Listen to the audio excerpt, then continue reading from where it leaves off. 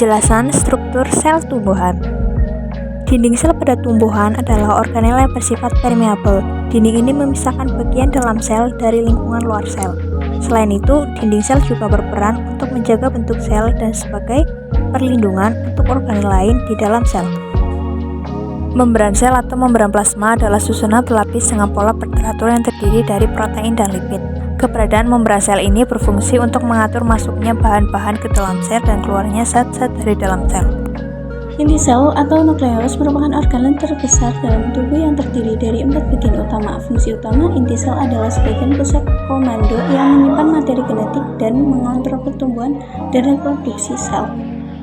Nukleus. Nukleus adalah komponen yang terdapat di dalam nukleus atau inti sel.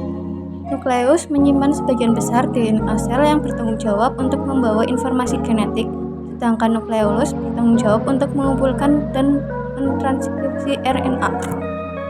RE terdiri dari dua bagian, yakni RE halus dan RE kasar. RE kasar memproduksi protein melalui mekanisme transkripsi dan translasi.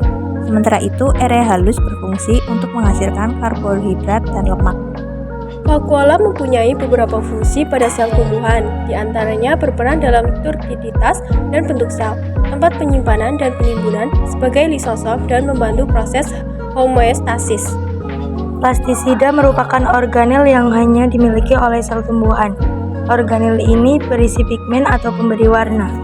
Plastisida berisi pigmen klorofil yang disebut kloroplas. Fungsi plastisida adalah sebagai organel utama penyelenggara proses fotosintesis. Sitoplasma. Sitoplasma merupakan bagian cair dalam sel. Di sekitar sitoplasma terdapat organel-organel sel yang bersifat hidup dengan fungsi masing-masing. Fungsinya adalah sebagai pelarut zat-zat kimia dan sebagai media untuk reaksi kimia sel. Aparatus Golgi. Aparatus Golgi merupakan sebuah zat enzim tidak aktif dan akan berubah menjadi bentuk aktif pada tubuh. Berfungsi sebagai penyimpan protein sementara serta zat penting lainnya yang berasal dari retikulum endosplasma. Biasanya aparatus Golgi berjumlah 5 hingga 20 kantong pipih yang terkandung dalam tumbuhan.